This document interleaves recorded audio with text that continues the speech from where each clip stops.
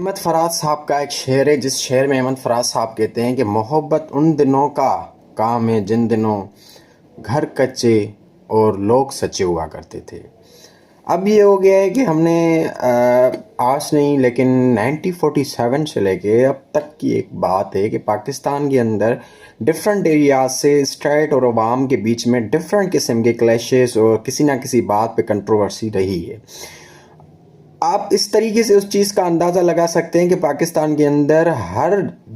تیسرے سال 5ویں سال کوئی نہ کوئی پولیٹیکل پارٹی جنم لے لیتی ہے، لیکن وہ جو پولیٹیکل پارٹی ہوتی ہے وہ کسی نہ کسی پولیٹیکل پارٹی کو کاؤنٹر اٹیک کرنے کے لیے بنائی جاتی ہے۔ وہ پولیٹیکل پارٹی کسی نہ کسی پولیٹیکل پارٹی سے نکل کر بنتی ہے۔ ہم نے پی ٹی آئی سے دیکھا کیسے جہانگیر ترین کی پارٹی بنائی گئی، ایم کیو ایم سے پاک سر زمین بنائی گئی، دیگر مختلف پارٹیز ہیں جنہوں سے کوئی نہ کوئی نئی پارٹی جنم لیتی ہے، کوئی نہ کوئی نیا گروپ جنم لیتا ہے کہ جس کے بیسس پر پھر اس ہی مدر ونگ جو ان کی ہوتی ہے ان کو جو ہے کہ ٹارگیٹ کیا جاتا ہے۔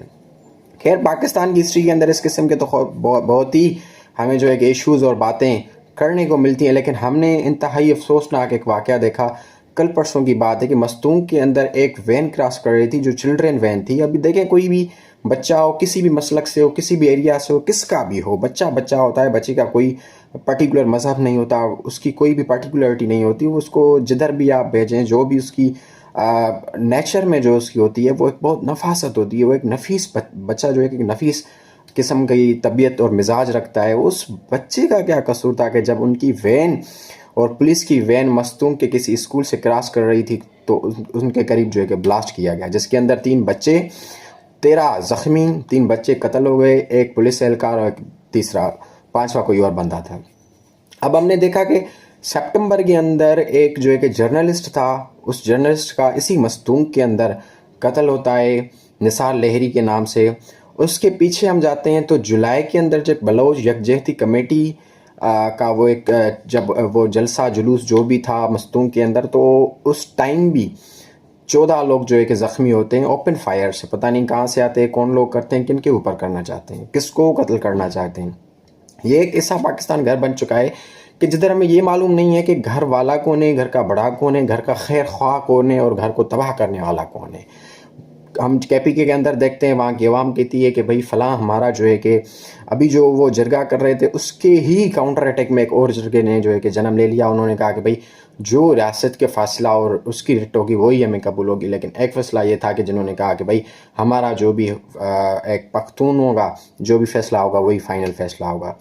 ٹھیک ہے، اس کے بعد ہم نے دیکھا کہ بلوچستان کے اندر بلوچ یکجہتی کمیٹی اور ڈفرنٹ کائنڈس کے جو ہے کہ کلیشز اور جو گروپس ہم کو دیکھنے کے لیے ملتے ہیں کہ جو کبھی ریاست کی بات کرتے ہیں، کبھی بلوچستان کی بات کرتے ہیں، تو کبھی اپنی فیملیز کو جو ہے کہ سیکیور کرنے کے باتیں کرتے ہیں، اور وہ ہے کہ ڈفرنٹ گروپس اور پلیٹ فارم سے اس ایشوز کو ڈسکس کرنا چاہتے ہیں۔ تو چونکہ معاملہ ابھی مستونگ کا ہے تو ہم ذرا بلوچستان کی بات کرتے ہوئے چلتے ہیں کہ دیکھیں بلوچستان کی ہسٹری 1947 سے لے کر اب تک۔ خیر اس ٹائم تو بلوچستان نہیں تھا، اس ٹائم تو تھا اسٹیٹ آف کلات کی ایک ریاست تھی۔ 1947 میں یوں ہوا تھا کہ پاکستان کے ساتھ ساتھ ڈفرنٹ ریاستیں تھی جن کو ایک جو ہے کہ برٹش راج والوں نے ایک دے دی تھی شوٹ کہ بھائی آپ جس کے ساتھ جانا چاہیں، جس کے ساتھ جڑنا چاہیں آپ جڑ سکتے ہیں، ہماری طرف سے آپ آزاد ہیں۔ تو اس ٹائم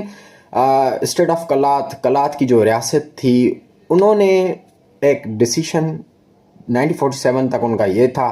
کہ بھئی ہم پاکستان کے پارٹ نہیں بنیں گے۔ 1948 تک 1947 کی اسٹارٹ میں قائد اعظم محمد علی جناح چونکہ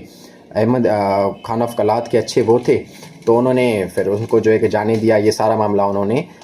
اس کو دے دیا جو فارن افیئرس ان کے ایشوز دیکھ رہے تھے فارن کے۔ تو بہرحال قائد اعظم محمد علی جناح کے بعد کسی طریقے سے 1948 کے اندر جو ہے کہ اسٹیٹ آف کلات پاکستان کا حصہ بن گئی، بلوچستان بن گئی۔ اس کے جو اس ٹائم اسٹیٹ آف کلات کے جو ایریاز تھے، بیلا تھی، لس بیلا تھی، خاران، مکران، یہ جتنی بھی تھی ان کے ساتھ تھی۔ تو احمد یار خان